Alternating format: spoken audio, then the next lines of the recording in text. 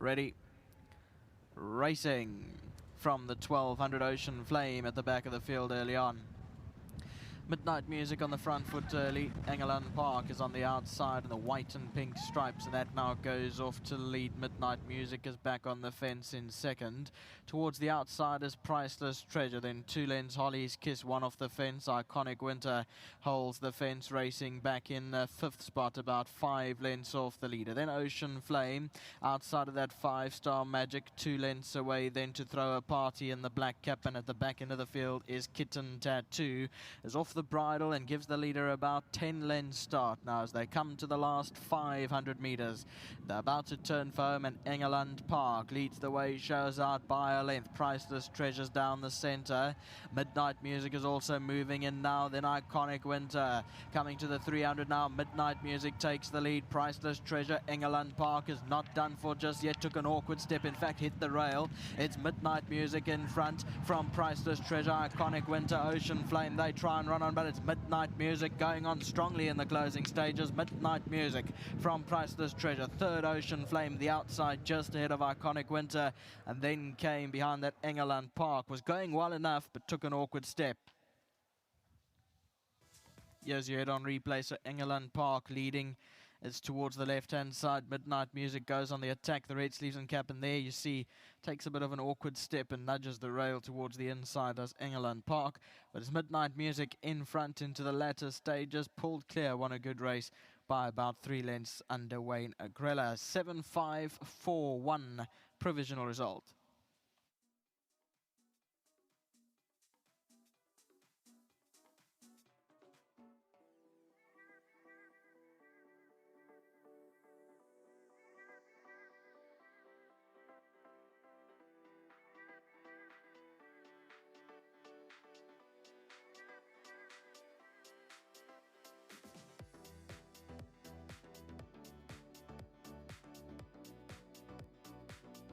Well, finally, it is Midnight Music who produces the work that the yard have always touted her as doing back home. She's come through for the win, and it really was a competitive field. She's done a good job under Wayne Agrella to get it right. Very well done here, racing in the colours of Mr. Krabbe. Congratulations. I've got Amos with me, and Amos is going to be collecting the winning groom check on behalf of Jack. So 1,500 Rand richer, thanks to World Sports Betting, and a big thanks to Amos for joining me on his behalf. Thank you. Wayne coming on in to have a chat about Midnight Music. Now, Wayne, you rode her last time out, and I know that you've been putting in the work back at home. You've got a good feel on her, and in that respect, I know she's been a little bit frustrating, but she's got it right, and she's got it right well today. Yeah, thank you very much, Nadine. I quite learned a lot from her the first time I rode her. You know, Gavin told me on the grass, maybe it's not as that effective like she'll be on a poly, but I got off her when I ran fourth, and I said to Gav, she actually gave me a very good feel. I went past Richard that day, and I thought how far. And the first time of Ellen's came past us again, like we were standing still, and she started plotting, and Gav said that's what she does. Yeah. So today you could see just before into the straight, I was going very well. The horse of Eldon was actually coming back to me too quickly. So when I pulled out from sitting, I actually made her go through it and let the winner race instead of like start labouring the last little bit. Well, let's hope that means that there's more to come, because if she's showing the work back home, there could be more to look forward to. Yeah, let's hope. Let's hope. I mean, I'll leave that to Gavin and Tara. So I'm just grateful to ride another winner from Mr. Krabbe. Well done to him, and well done to Emma. And just thank you very much to all the good wishes and condolence messages from everybody that sent me messages for my dad. You know, the first winner back since my dad not with us no more. So special one, and just grateful. We got one past winning post. Well, I'm sure that you'll dedicate this one to him. And condolences. Thank you. He's in a better place. So just grateful for being in the winner's box that I can dedicate this one to him. Thank you very much. Wayne. I'm sure that Wayne's dad is up there watching on proudly as he boots home another winner, and condolences to the entire Agrella family on that.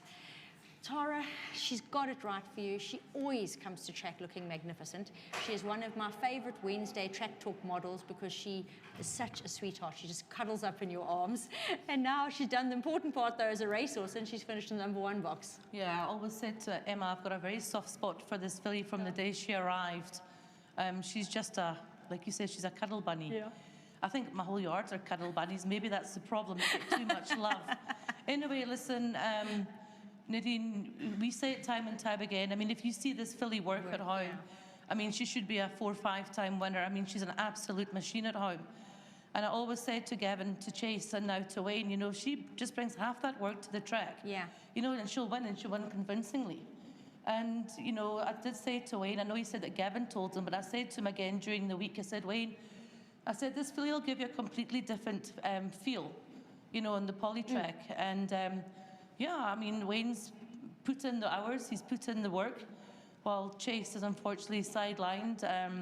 Just to interrupt there, I haven't actually heard what is wrong with, I know Chase's hand, did he end up having a broken bone in it? Yes, he did, and he actually had a plate. He went and had an operation.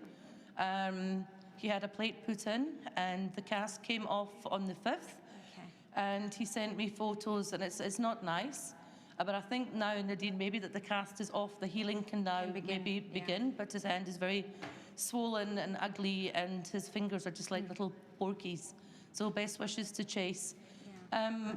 But saying that, you know, thanks to Chase as well, because he's always on the phone discussing with Wayne, going through our runners for the day.